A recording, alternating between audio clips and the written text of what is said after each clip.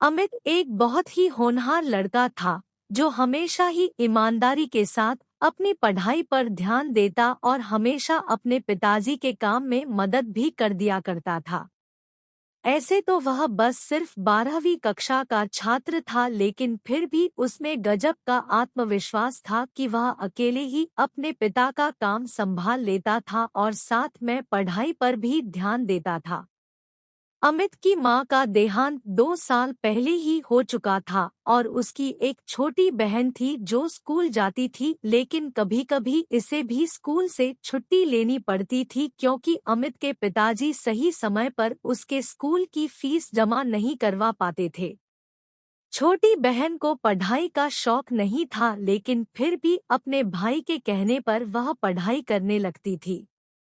एक दिन छोटी बहन के पड़ोस में रहने वाली उसकी सहेली ने उसे अपने बर्थडे में आने के लिए कहा था। साथ में उसे रेड कलर की ड्रेस पहनने को कहा क्योंकि उसकी बर्थडे पार्टी रेड कलर थी।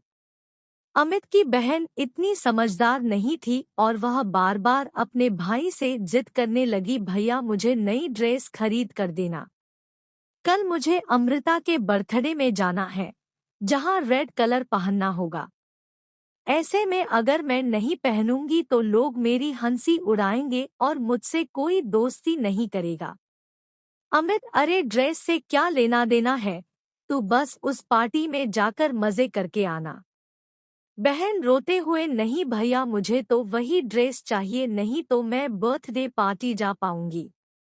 अमित अपनी बहन से बहुत प्यार करता था और इसी वजह से उसने अपनी बहन के लिए नई ड्रेस ला कर दे दी जो लगभग 1500 रुपयों की थी और जिसके लिए उसने अपने दोस्त से उधार भी ले लिया था। ऐसे तो वह बहुत स्वाभिमानी था, लेकिन अपनी बहन के आगे वह कुछ भी नहीं कर पा रहा था। अमित के पिताजी, तू अपनी बहन को बिगाड़ते जा रहा है। दिन ब दिन उसकी ख्वाहिश बढ़ती ही जा रही है। देख बेटा, उसके अंदर भी तो यह समझदारी होनी चाहिए कि वह हमारी मजबूरी को समझ सके। हम इतने पैसे वाले नहीं हैं।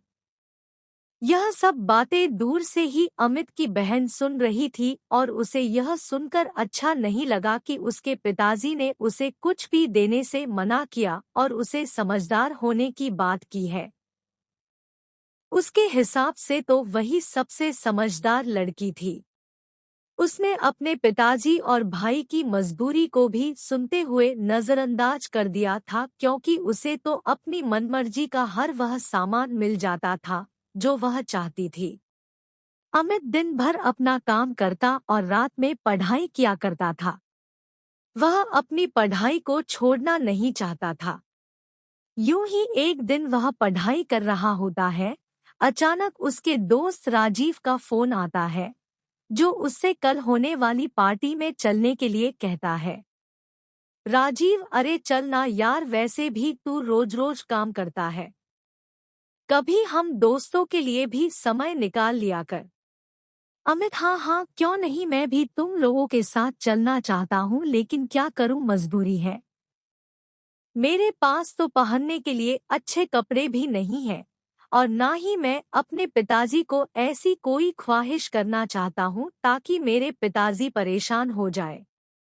राजीव के बहुत कहने पर भी अमित तैयार नहीं होता और वह हमेशा पढ़ाई पर ही ध्यान लगाना चाहता है। यह सब बात सोते हुए अमित की बहन सुन लेती है, जिसे थोड़ा थोड़ा अफसोस होने लगता है कि जो भाई उसके लिए सब कुछ करने को तैयार है, वह खुद के लिए कभी कुछ कर ही नहीं पाता है। ऐसे में अचानक ही अमित के पिताजी को किसी दूसरे शहर जाना पड़ा जहां पर कुछ जरूरी काम आ पड़ा था।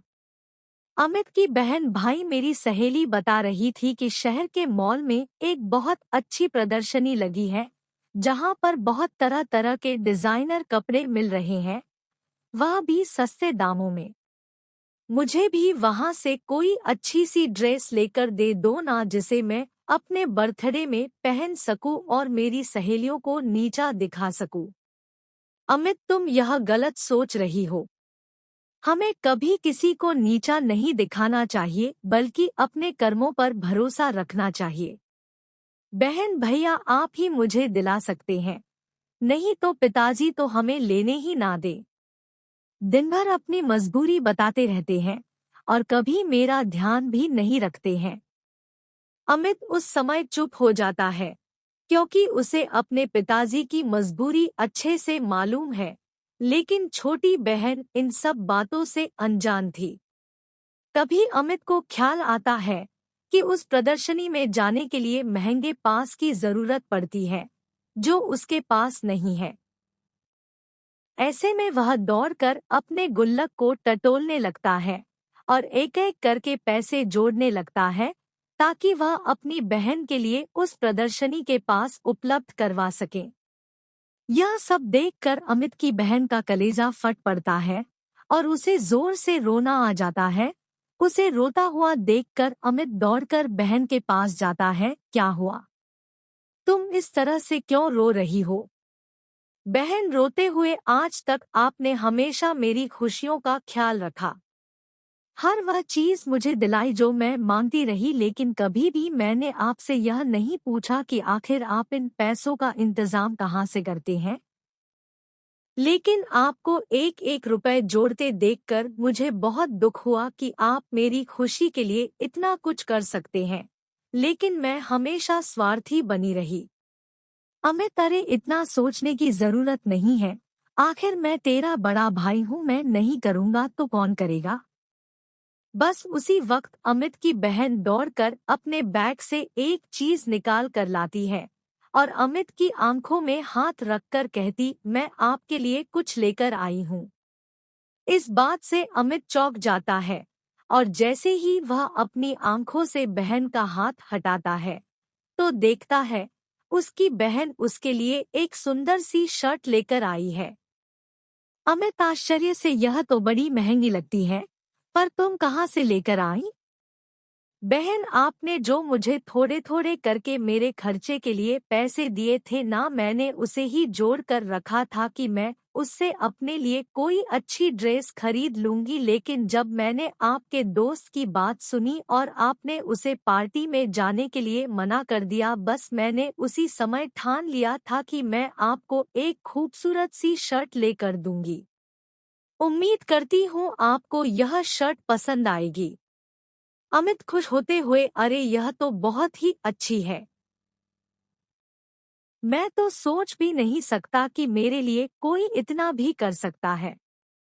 बहन भावुक होते हुए, यह तो मेरी तरफ से एक छोटा सा तोहफा है, लेकिन आज तक आपने जो मुझे प्यार और सम्मान दिया है उसकी तो कोई भी तुलना नहीं की जा सकती। अब मैं हमेशा आपका और पिताजी का हाथ बटाऊंगी और कभी भी फिजूल खर्च नहीं करूंगी। वह बात सही है, जितनी चादर होती है हमें पैर भी उतना ही फैलाना चाहिए। बहन की समझदारी वाली बातों को सुनकर अमित की आंखों में भी आंसू आ जाते हैं और तभी पिताजी वहां खड़े होकर उन दोनों को देखने लगते हैं। अब पिताजी की आंखों में भी अमित के साथ साथ बहन के लिए भी गर्व के भाव आ जाते हैं और वे दोनों बच्चों को गले से लगा लेते हैं। खुशियां हमेशा छोटी छोटी घटनाओं, छोटे छोटे मोमेंट्स में छुपे हुए होते हैं। कभी भी लाइफ में किसी के लिए कुछ बड़ा प्लान करने के बजाय किसी के लिए एक छोटा सा प्रयास भी बहुत मायने रखता है। किसी के लिए एक बड़ा महंगा उपहार खरीदने के बजाय किसी के साथ 2 पल बैठकर उससे बात कर लेना भी एक बहुत बढ़िया उपहार होता है। लाइफ में कभी कभी ऐसा भी होता है कि किसी को हमारा महंगे लाखों के गिफ्ट्स में कोई रुचि नहीं होती है, उनके साथ सब एक शाम गुजार ले वो भी बहुत होता है।